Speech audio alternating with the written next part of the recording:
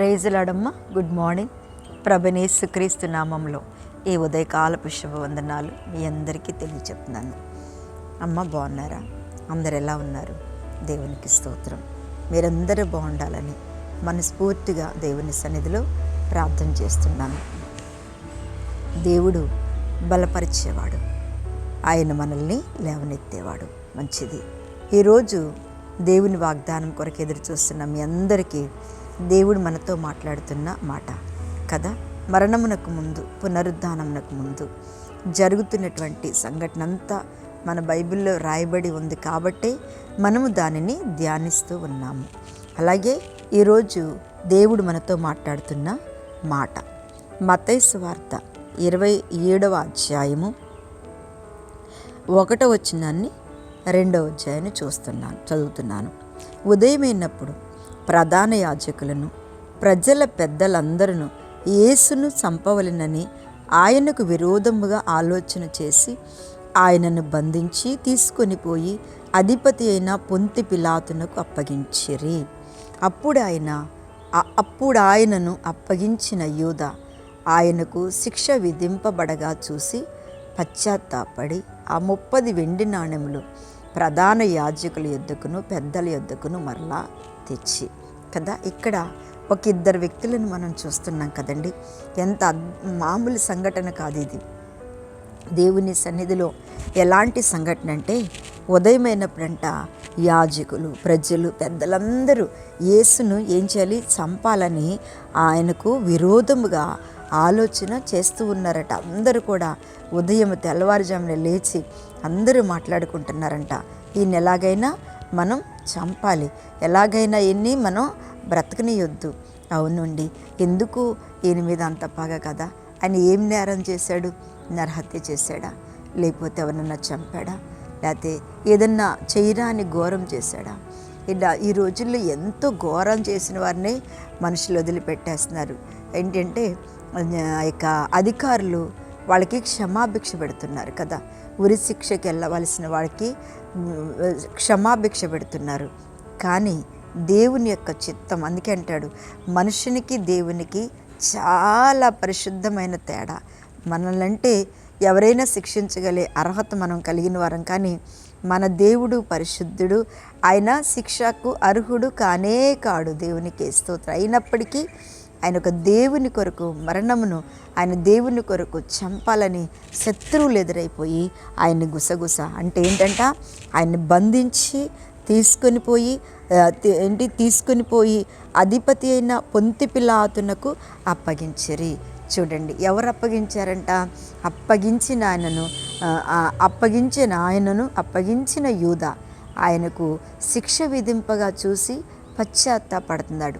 చాలామంది అంత అయిపోయాక పశ్చాత్తాపడతాం కదా. మనం చేసేది చేసేస్తాం. సైతాను మనల్ని ప్రేరేపించిందనుకో, ఏ చేయమంటే అది చేసేస్తాం. మళ్ళీ తర్వాత పశ్చాత్తాపడతాం. ఓ ప్రభువా నన్ను క్షమించి. ఇది బాగా క్రైస్తవులకి అలవాటైపోయింది. అప్పటి నుంచి యూదా దగ్గర నుంచి కూడా మనకు అలవాటైపోయింది. ఏంటంటే అది చేయొద్దు అని బైబిల్ చెప్తుంది. మనం కూడా ఇతరులకు చెప్తాం అది చేయొద్దని. కానీ ఒక్కొక్క టైంలో మనం కూడా ఆ తప్పును చేసేస్తాం. చేసిన తర్వాత పశ్చాత్తాపడతాం కదండి. ఆ పడి ఆ 30 వెండి నాణెములు ప్రధాన యాజకుల యొద్దకును పెద్దల యొద్దకును మరలా తెచ్చి మరలా తెచ్చాడు. ఏంటంటే ఒకప్పుడు ఒక సమయంలో వాళ్ళ దగ్గర నుంచి యేసుప్రభు వారి నమ్మి యేసుప్రభు గారు నమ్మి ఆ 30 వెండి నాణ్యాలకి అమ్మి ఆయన ఏం చేశాడంట, వాళ్ళకి ఆయన ఎక్కడుంటాడో చూపించాడు. ఆయన ఇలా ఉంటాడో చూపించాడు, ఆయన ఎక్కడుంటాడో చూపించాడు. కానీ మళ్ళీ అవే తీసుకొచ్చి వాళ్ళకి అప్పగిస్తే ఆ పెద్దలందరూ ఏం చేశారంట, చెప్పాను వారు దానితో మాకేం పని అన్నారు.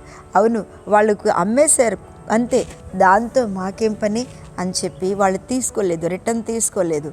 తీసుకుంటే ఒకవేళ ఆయనకి క్షమాపణ కలిగేదేమో, కానీ తీసుకోలేదు.